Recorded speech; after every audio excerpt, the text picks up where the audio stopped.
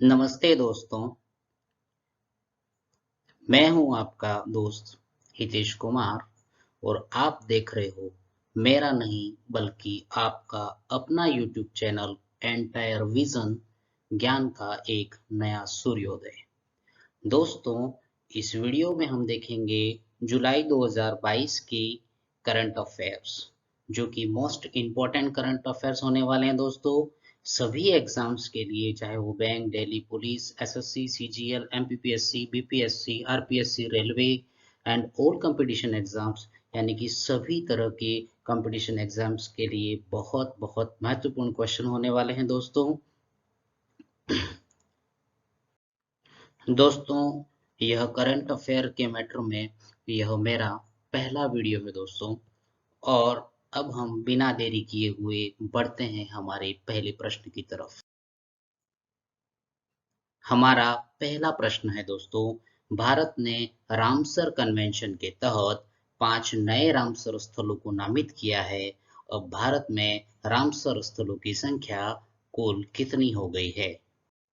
इसका सही उत्तर है दोस्तों 54, यानी कि अब रामसर स्थलों की कुल संख्या हो गई है 54।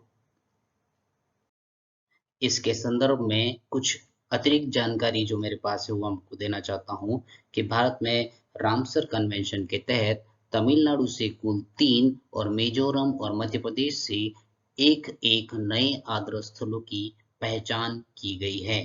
इस प्रकार भारत ने अंतर्राष्ट्रीय महत्व के 5 नए रामसर आर्द्रभूमि स्थलों को जोड़ा है। इसमें अब भारत में रामसर स्थलों की कुल संख्या 54 हो गई है।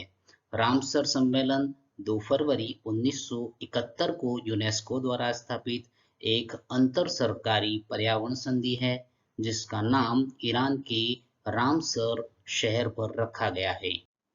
दोस्तों, अब हम बढ़ते हैं हमारे अगले क्वेश्चन की तरफ। हमारा अगला क्वेश्चन है, एग्जाम की दृष्टि से काफी महत्वपूर्ण क्वेश्चन होने वाला है दोस्तों ये। इंडिया इंटरनेशनल बुलियन एक्सचेंज का उद्घाटन भारत के किस शहर में हुआ? ऑप्शन है हैदराबाद, गांधीनगर, लखनऊ और इंदौर। हमारा दोस्तों जो सही उत्तर है वो है, हमारा इस क्वेश्चन का जो सही उत्तर है वो गांधीनगर है। इसके बारे में जो अतिरिक्त इंफॉर्मेशन जो हमारे पास है वो स्क्रीन पर देखें दोस्तों। इंडिया इंटरनेशनल बुलियन एक्सचेंज, जिसको शॉर्ट फॉर्म IIBX का उद्घाटन 29 जुलाई 2022 को भारत के प्रधानमंत्री नरेंद्र मोदी ने गुजरात के शहर सूरत में किया। परंतु IIBX गांधीनगर स्थित गिफ्ट सिटी में स्थित है। इस एक्सचेंज में सभी कॉन्ट्रैक्ट्स डॉलर में लिस्टेड हैं। ये उस कार्यक्रम की फोटो आप देख सकते हो जिसमें नरेंद्र मोदी हमारे देश के प्रधानमंत्री बैठे हुए हैं। दोस्तों, हमारे क्वेश्चन आपको कैसे लग रहे हैं? दोस्तों, मेरा अपना जो चैनल है एंटायर विजन, मैं चाहता हूं अगर आपको अच्छा लगे, अगर आपको ये क्वेश्चन अच्छे लग रहे हैं तो दोस्तों शेयर, लाइक और सब्सक्राइब जरूर करें। आपके छोटे भाई का चैनल है ये, और अगर आप लाइक, शेयर और सब्सक्राइब करेंगे तो मुझे हौसला मिलेगा। दोस्तों, हम बढ़ते हैं हमारे अगले क्वेश्चन की तरफ। हमारा अगला क्वेश्चन है, शिंजो आबे किस देश के पूर्व प्रधानमंत्री थे जिनकी गोली मारकर हत्या कर दी गई?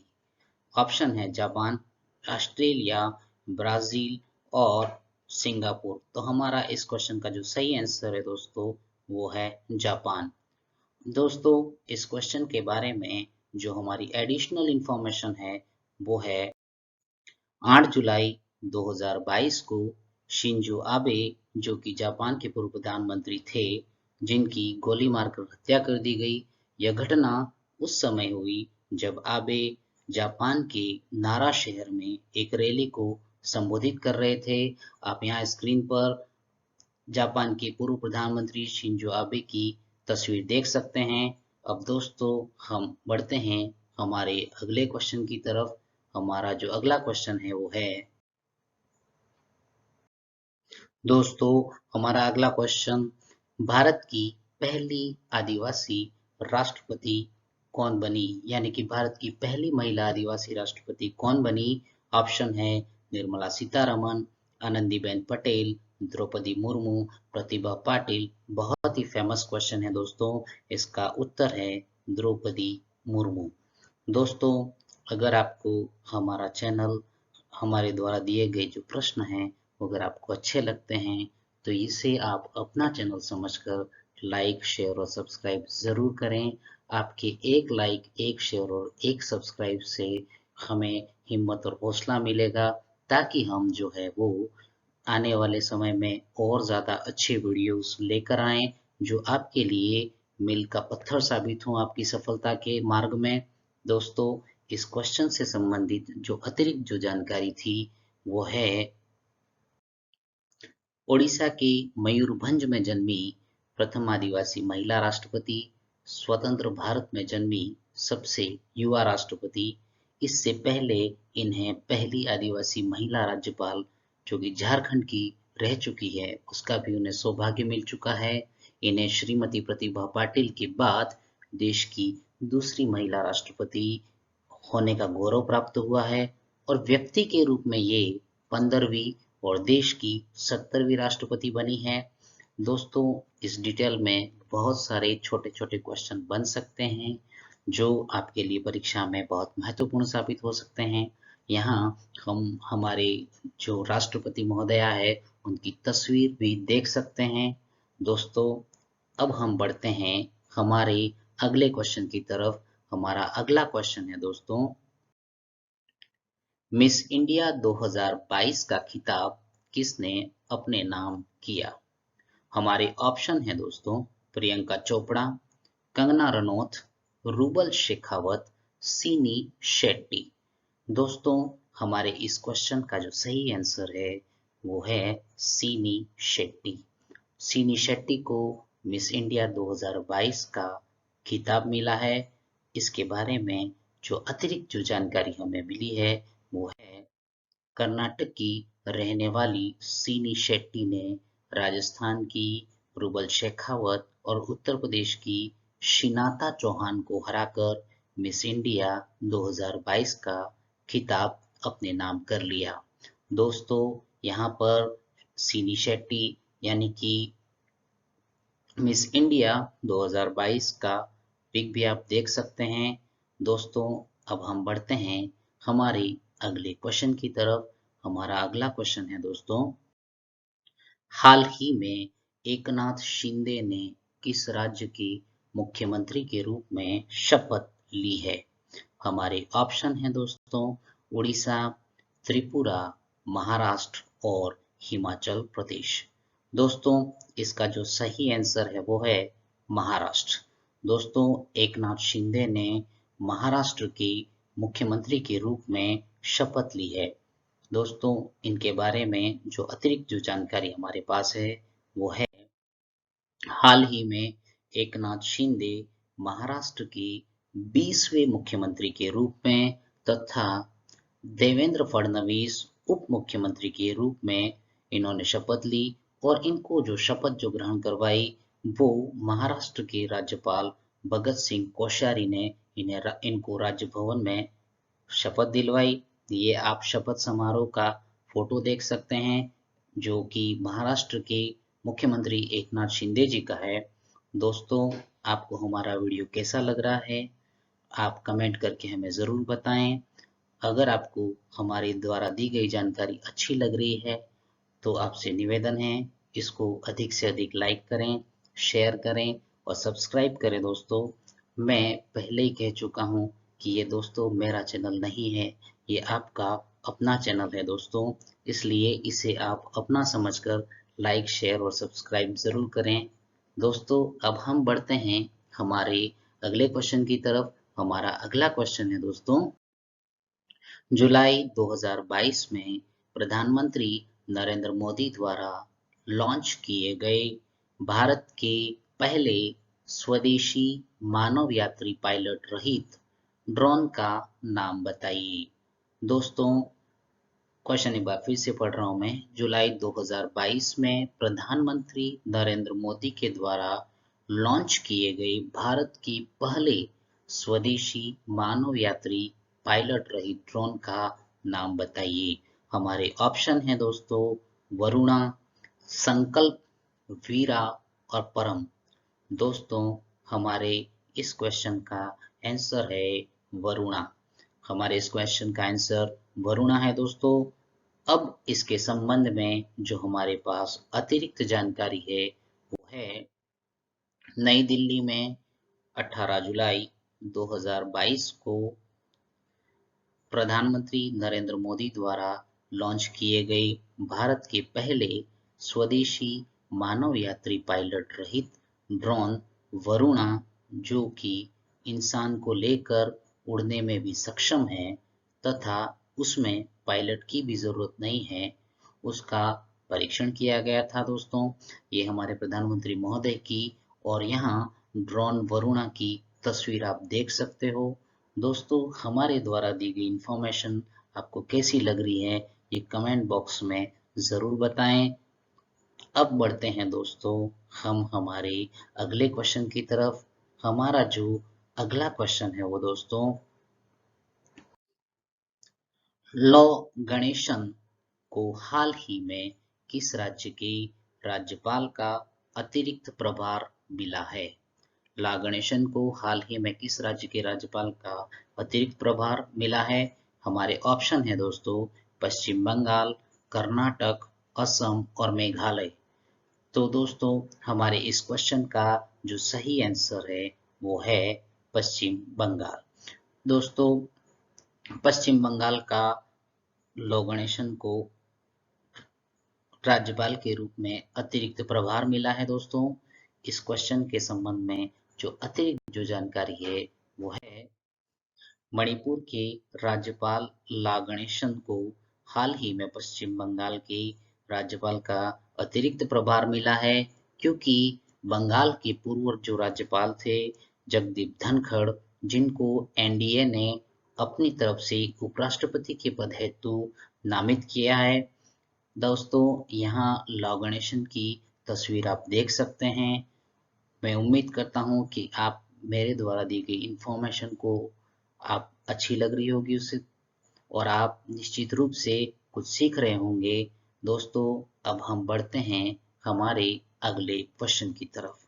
हमारा जो अगला क्वेश्चन है दोस्तों वो है इनमें से किस देश में 22वीं राष्ट्रमंडल खेलों की शुरुआत हुई है। 22वीं राष्ट्रमंडल खेलों की शुरुआत कहाँ पर हुई है। तो हमारे पास ऑप्शन है दोस्तों चीन, अमेरिका, जापान और ब्रिटेन। दोस्तों इसका जो सही उत्तर है वो है ब्रिटेन। दोस्तों इस संबंध में जो हमारे पास अतिरिक्त इंफॉर्मेशन है वो है ब्रिटेन के बर्मिंघम में 29 जुलाई 2022 को 22वें राष्ट्रमंडल खेलों की शुरुआत हुई। 11 दिन तक चलने वाले इस खेल महाकुंभ में 72 देशों के 5000 से अधिक खिलाड़ी 19 खेलों की 280 स्पर्धाओं में भाग लेंगे। इसका जो शुभंकर है वो है पेरी द बुल। दोस्तों बर्मिंघम में आयोजित हुए जो 22वें राष्ट्रमंडल खेलों के संबंध में जो भी इम्पोर्टेंट क्वेश्चन बनते हैं वो निश्चित रूप से खेलों के संबंध में जो करंट अफेयर के रिगार्डिंग जो अलग से मैं वीडियो बनाऊंगा उसमें ये सारी डिटेल उसमें डालूंगा। आपको राष्ट्रमंडल खेलों के संबंध में एग्जाम में आने वाले किसी भी क्वेश्चन को लेकर कोई डाउट नहीं रहेगा उसको देखने के बाद। दोस्तों अब हम बढ़ते हैं हमारे अगले क्वेश्चन की तरफ। हमारा जो अगला क्वेश्चन है वो है इंग्लैंड के लिसेस्टर क्रिकेट ग्राउंड का नाम किस भारतीय क्रिकेटर के नाम पर रखा गया है। ये बहुत बड़ा सम्मान है दोस्तों हमारे देश के क्रिकेट के खिलाड़ियों का और जो कि इंग्लैंड के द्वारा दिया गया है। तो इंग्लैंड के लिसेस्टर क्रिकेट ग्राउंड का नाम किस भारतीय क्रिकेटर के नाम पर रखा गया है? इसके 4 ऑप्शन है दोस्तों, सचिन तेंदुलकर, कपिल देव, सुनील गावस्कर और रवि शास्त्री। दोस्तों इसका जो सही उत्तर है वो है सुनील गावस्कर। दोस्तों इस क्वेश्चन के संदर्भ में जो अतिरिक्त जो जानकारी है वो आप देख सकते हैं कि इंग्लैंड की लिसेस्टर क्रिकेट ग्राउंड का नाम भारतीय क्रिकेटर सुनील गावस्कर के नाम पर रखा गया है। ये फोटो आप देख सकते हैं जो कि भारत के लिए, सुनील गावस्कर के लिए ही नहीं बल्कि क्रिकेट और भारत के लिए अपने आप में एक बहुत बड़ा सम्मान है। दोस्तों हम बढ़ते हैं हमारे अगले क्वेश्चन की तरफ। हमारा जो अगला क्वेश्चन है वो है,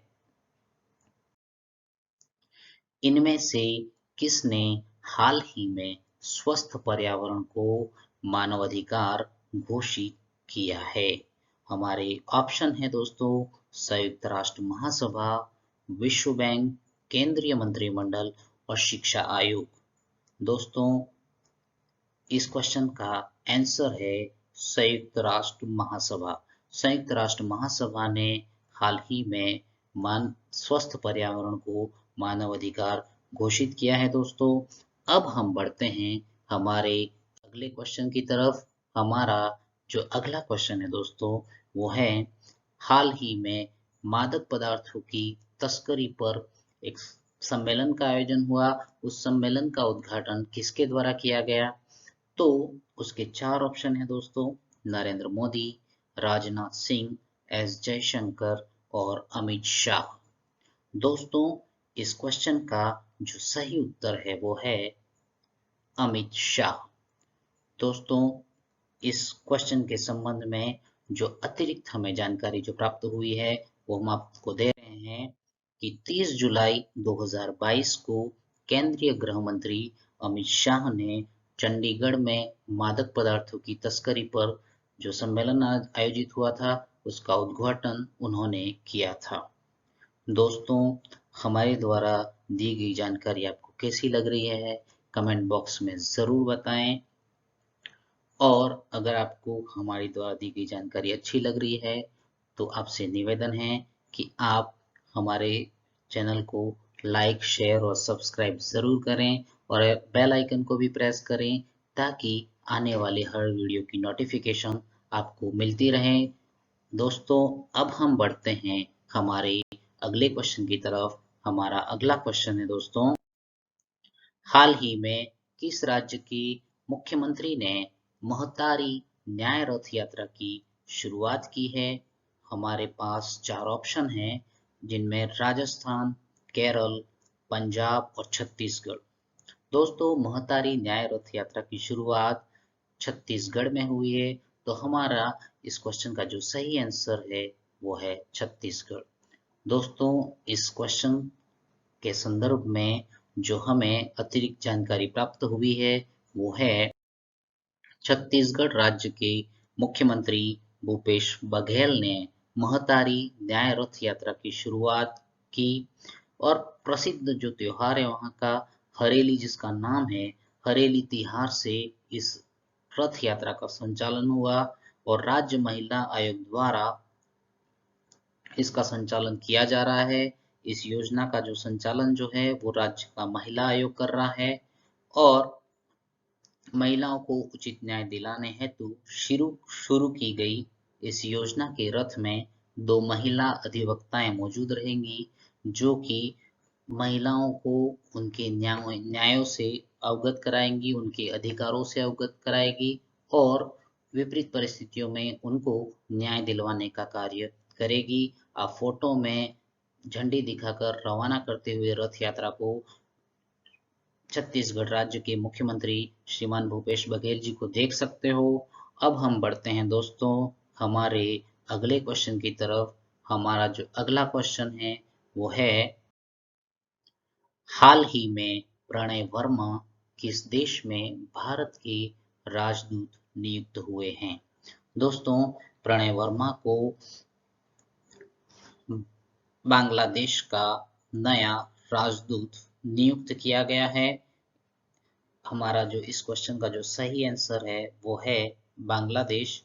और दोस्तों इस क्वेश्चन के विषय में जो हमारे पास जो अतिरिक्त जो इन्फॉर्मेशन है वो है, हाल ही में प्रणय वर्मा को बांग्लादेश में भारत का राजदूत नियुक्त किया गया है।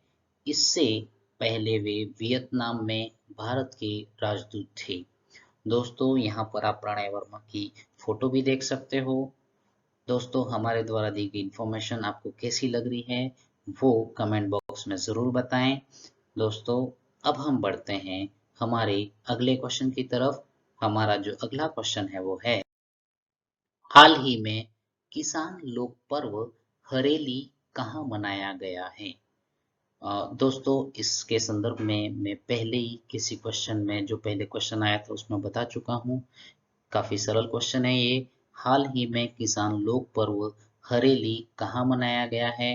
तो इसका जो दोस्तों सही आंसर है वो है छत्तीसगढ़।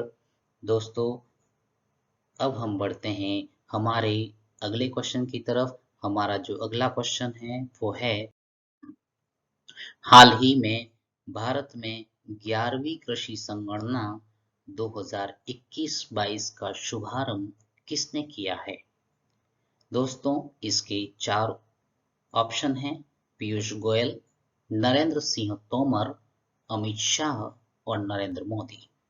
दोस्तों हमारे इस प्रश्न का उत्तर है नरेंद्र सिंह तोमर।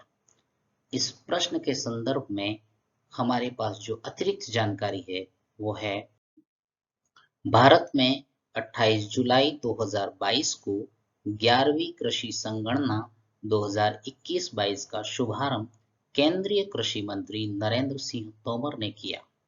खास बात यह है कि पहली बार कृषि जनगणना में आंकड़ों के संग्रहण में स्मार्टफोन और टैबलेट का इस्तेमाल किया जाएगा। दोस्तों यहाँ पे जो हमारे कृषि मंत्री हैं, केंद्रीय कृषि मंत्री नरेंद्र सिंह जी तोमर का फोटो और ये उद्घाटन करते हुए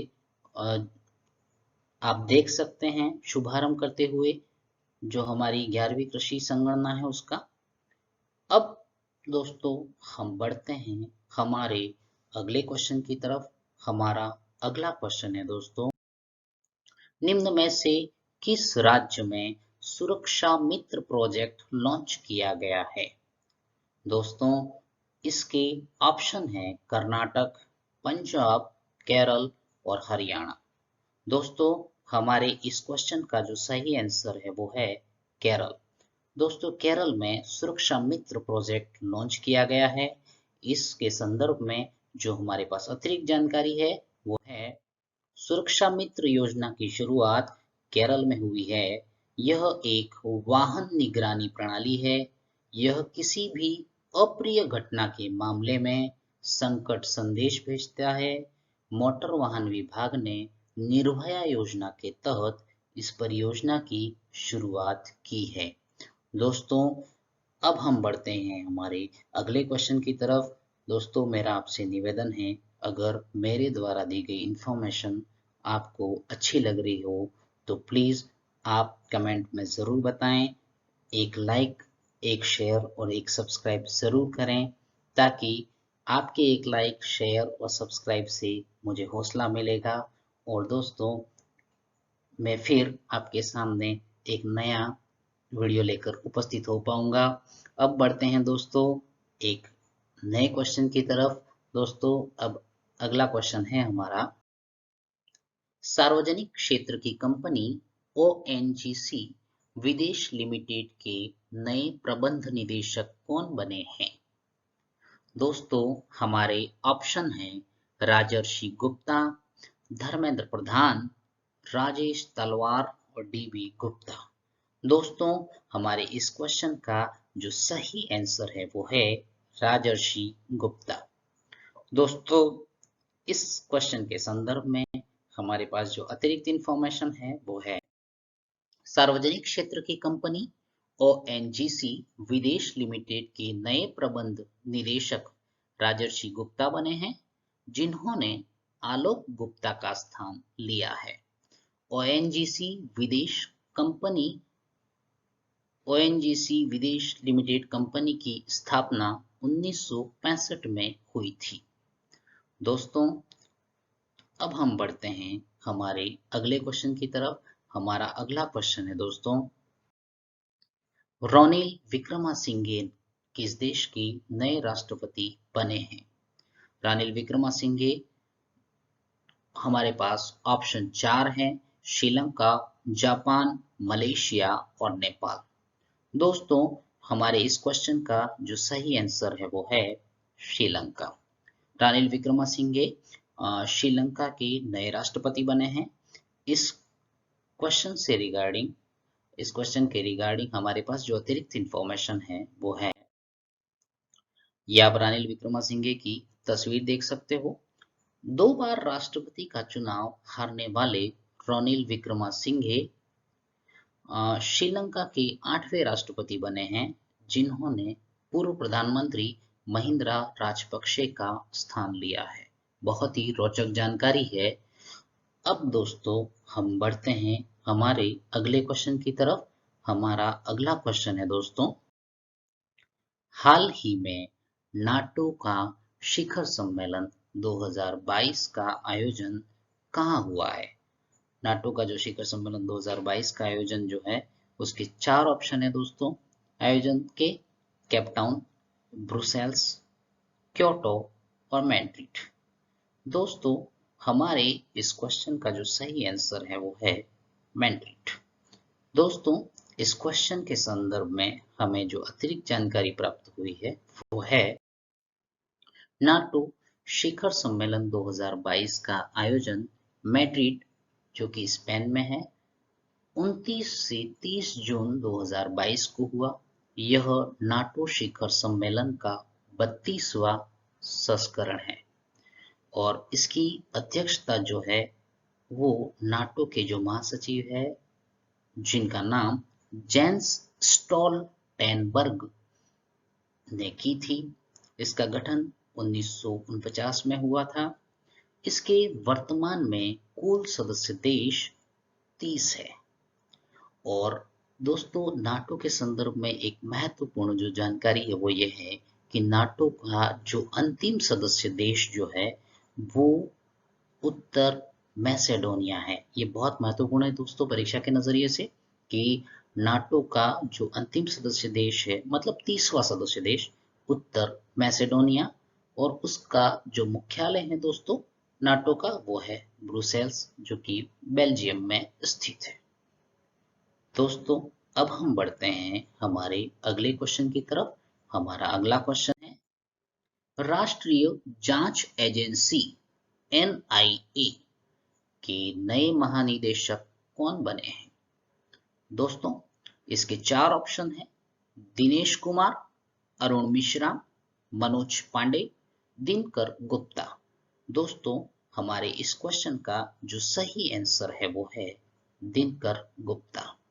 दोस्तों इस क्वेश्चन से संबंधित हमारे पास जो अतिरिक्त इंफॉर्मेशन है वो है, राष्ट्रीय जांच एजेंसी NIA की नए महानिदेशक दिनकर गुप्ता बने हैं।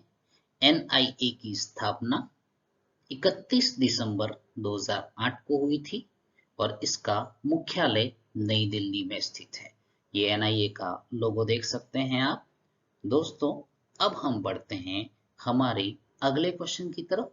हमारा अगला क्वेश्चन है दोस्तों, सिंगालीला नेशनल पार्क किस राज्य में स्थित है?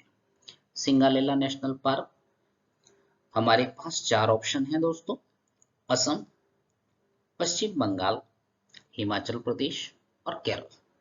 दोस्तों इस प्रश्न का जो सही उत्तर है वो है पश्चिम बंगाल। सिंगालीला नेशनल पार्क के संबंध में हमारे पास जो अतिरिक्त इंफॉर्मेशन है वो है, सिंगालीला नेशनल पार्क पश्चिम बंगाल में स्थित है जिसने 5 वर्ष की अवधि में 20 लाल पांडा को रिहा करने का कार्यक्रम शुरू किया है, इसलिए ये चर्चाओं में है। दोस्तों अब हम बढ़ते हैं हमारे अगले क्वेश्चन की तरफ। हमारा अगला क्वेश्चन है दोस्तों, सकुराजीमा ज्वालामुखी किस देश में स्थित है? हमारे पास 4 ऑप्शन हैं, अफ्रीका, जापान, इंडोनेशिया, फिलीपींस। दोस्तों, हमारे इस क्वेश्चन का सही उत्तर है जापान। इस क्वेश्चन के संबंध में जो हमारे पास अतिरिक्त जानकारी है वो है जापान के कागोशिमा प्रांत में स्थित सकुराजिमा ज्वालामुखी में विस्फोट प्रारंभ होने से ये चर्चाओं में है। दोस्तों, परीक्षाओं की दृष्टि से ये क्वेश्चन बहुत महत्वपूर्ण है। ये जो सकुराजिमा ज्वालामुखी की इमेज आप देख सकते हैं, कितना भयंकर और कितना विस्फोटक दिख रहा है ये। दोस्तों, अब हम बढ़ते हैं हमारे अगले क्वेश्चन की तरफ। हमारा अगला क्वेश्चन है दोस्तों, सेमीकंडक्टर नीति शुरू करने वाला भारत का पहला राज्य कौन सा है? ऑप्शन है दोस्तों, राजस्थान, गुजरात, केरल, उत्तर प्रदेश। दोस्तों, हमारे इस क्वेश्चन का सही आंसर है गुजरात। हमारे इस क्वेश्चन का जो सही आंसर है वो है गुजरात। दोस्तों, इस क्वेश्चन के संबंध में जो हमारे पास अतिरिक्त इंफॉर्मेशन है वो है सेमीकंडक्टर नीति शुरू करने वाला भारत का पहला राज्य गुजरात है। गुजरात के साइंस एंड टेक्नोलॉजी विभाग के मंत्री जीतू वाघानी ने कहा कि 5 वर्षों में यानी कि 2022 से 2027 के बीच इस क्षेत्र में 2 लाख रोजगारों का सृजन होगा एवं इसके तहत धोलेरा में एक सेमीकॉन सिटी की स्थापना की जाएगी, यानी कि सेमीकॉन सिटी स्थापित की जाएगी। दोस्तों, इसकी जो अतिरिक्त जानकारी है वहां से भी इस क्वेश्चन में और ज्यादा क्वेश्चन बन रहे हैं। तो दोस्तों, मेरा आपसे निवेदन है वीडियो को स्किप ना करें, शांति से आराम से शांत चित्त होकर इस वीडियो को देखें। दोस्तों, अब हम बढ़ते हैं हमारे अगले क्वेश्चन की तरफ। हमारा जो अगला क्वेश्चन है वो है, किस राज्य में नारी को नमन नाम से महिलाओं के लिए योजना की शुरुआत हुई है? तो नारी को नमन नाम से जो योजना की शुरुआत हुई है उसके 4 ऑप्शन है दोस्तों, पश्चिम बंगाल, राजस्थान, हिमाचल प्रदेश और तमिलनाडु। दोस्तों, हमारे इस क्वेश्चन का सही आंसर जो होने वाला है वो है हिमाचल प्रदेश। दोस्तों, इस क्वेश्चन के संदर्भ में हमारे पास जो अतिरिक्त इंफॉर्मेशन है वो है हिमाचल प्रदेश सरकार ने नारी को नमन योजना की शुरुआत की। इस योजना के तहत राज्य की महिलाओं को हिमाचल प्रदेश की सरकारी बसों में 50% कम पैसे में टिकट दी जाएगी। यहाँ पर इस योजना की शुरुआत का एक पिक देख सकते हैं, जिस पिक में महिलाओं को सौगात देते हुए हिमाचल प्रदेश के मुख्यमंत्री जयराम रमेश जी आपको दिख रहे हैं। दोस्तों, अब हम बढ़ते हैं हमारे अगले क्वेश्चन की तरफ। हमारा जो अगला क्वेश्चन है वो है, हेनले पासपोर्ट इंडेक्स 2022 में भारत को कौन सा स्थान दिया गया है? इसके ऑप्शन है दोस्तों, 87वां, 88वां, 89वां, 90वां, यानी कि 87th, 88th, 89th और 90। दोस्तों, हमारे इस क्वेश्चन का सही आंसर है वो है 87th, यानी कि 87वां स्थान हमारे पासपोर्ट का है। इंडियन पासपोर्ट का हेनले इंडेक्स के अकॉर्डिंग 87th रैंक है। इसके संबंध में जो हमारे पास अतिरिक्त इंफॉर्मेशन है वो है, हेनले पासपोर्ट इंडेक्स 2022 में भारत को 87वां स्थान दिया गया है। कुल 199 देशों की सूची में प्रथम स्थान जापान, सेकंड पर सिंगापुर और तृतीय स्थान दक्षिणी कोरिया का है। दोस्तों, अब हम बढ़ते हैं हमारे अगले क्वेश्चन की तरफ। हमारा अगला क्वेश्चन है दोस्तों, 48वां G7 शिखर सम्मेलन 2022 का आयोजन कहां पर हुआ था? दोस्तों, इसके 4 ऑप्शन हैं, अमेरिका, जर्मनी, चीन और रूस। हमारे इस प्रश्न का सही उत्तर है दोस्तों जर्मनी। दोस्तों इस प्रश्न के संदर्भ में जो अतिरिक्त इंफॉर्मेशन है वो है 48वां G7 शिखर सम्मेलन 2022 का आयोजन जर्मनी में हुआ। इसका गठन 1975 में हुआ था। G7 में UK, Canada, France, Germany, Italy, Japan और अमेरिका सदस्य देश हैं। दोस्तों अब हम बढ़ते हैं हमारे अगले क्वेश्चन की तरफ। हमारा अगला क्वेश्चन है, किस देश ने वेंटियन मॉड्यूल नामक अपना अंतरिक्ष स्टेशन लॉन्च किया है? दोस्तों परीक्षा के नजरिए से बहुत इंपॉर्टेंट क्वेश्चन है ये। इसके 4 ऑप्शन हैं, अमेरिका, जर्मनी, चीन और रूस। दोस्तों इस क्वेश्चन का जो सही आंसर है वो चीन। इस क्वेश्चन के संदर्भ में जो हमारे पास अतिरिक्त इंफॉर्मेशन है वो है, स्पेस में चीन को बड़ी कामयाबी मिली है। अब तक स्पेस में सिर्फ एक ही अंतरिक्ष स्टेशन है जिसका इस्तेमाल दुनिया भर के देश करते हैं, लेकिन चीन अपना अलग स्पेस स्टेशन बनाने पर काम कर रहा है जिसमें उसे अब तक सफलता भी मिली है। चीन ने पहला लेब मॉड्यूल वेंटियन लॉन्च किया है। यह तियानहे मॉड्यूल के बाद दूसरा मॉड्यूल है।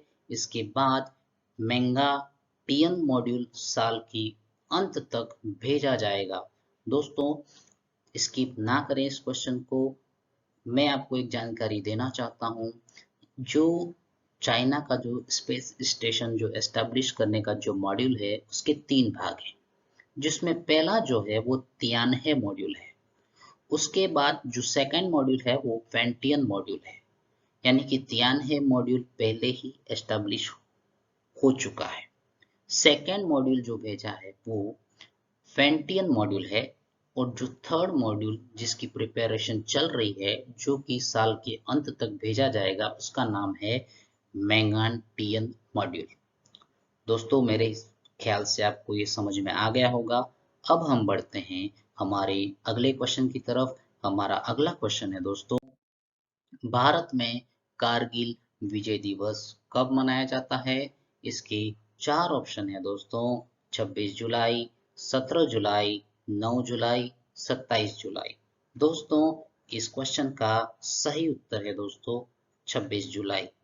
दोस्तों अब हम इस क्वेश्चन से संबंधित अतिरिक्त इंफॉर्मेशन देखते हैं।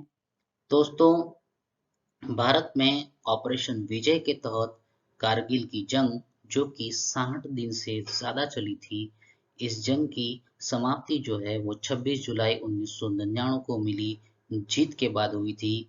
और 26 जुलाई 1999 को जो हमारी सेना को जो जीत मिली उसकी उपलक्ष्य में प्रतिवर्ष 26 जुलाई को विजय दिवस के रूप में मनाया जाता है, जिसे हम कारगिल विजय दिवस भी कहते हैं।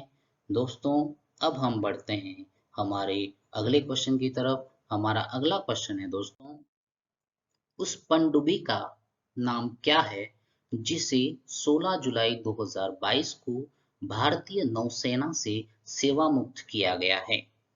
दोस्तों हमारे पास 4 ऑप्शन हैं, INS Kalvari, INS Ranjit, INS Arihant, INS Sindhudhvaj. दोस्तों इस प्रश्न का जो सही आंसर है वो आईएनएस सिंधु ध्वज है। दोस्तों परीक्षा की दृष्टि से ये बहुत ही महत्वपूर्ण प्रश्न है। दोस्तों इस प्रश्न से संबंध में हम अतिरिक्त जो जानकारी है वो देखते हैं। हमारे पास इसकी अतिरिक्त जानकारी है, भारतीय नौसेना में 35 साल तक सेवा देने के बाद आईएनएस सिंधु ध्वज को 16 जुलाई 2022 को भारतीय नौसेना से सेवा मुक्त किया गया। इस मौके पर आयोजित कार्यक्रम में नौसेना की पूर्वी कमान के प्रमुख वाइस एडमिरल विश्वजीत दास गुप्ता मुख्य अतिथि के तौर पर शामिल थे। दोस्तों ये परीक्षा के नजरिए से ये बहुत ही महत्वपूर्ण इंफॉर्मेशन है और ये पूर्वी कमान के प्रमुख थे। दोस्तों अब हम बढ़ते हैं हमारे अगले क्वेश्चन की तरफ। हमारा अगला क्वेश्चन है दोस्तों, बहुत बहुत धन्यवाद दोस्तों, आपने अपना अनमोल समय दिया। हमारे क्वेश्चन यही समाप्त हुए। दोस्तों आपसे रिक्वेस्ट है, अगर हमारा वीडियो, हमारे द्वारा दी गई इन्फॉर्मेशन अगर आपको अच्छी लगी हो तो आप लाइक, शेयर और सब्सक्राइब ज़रूर करें। आपको हमारा चैनल देखने के लिए बहुत बहुत धन्यवाद दोस्तों। Thank you very much.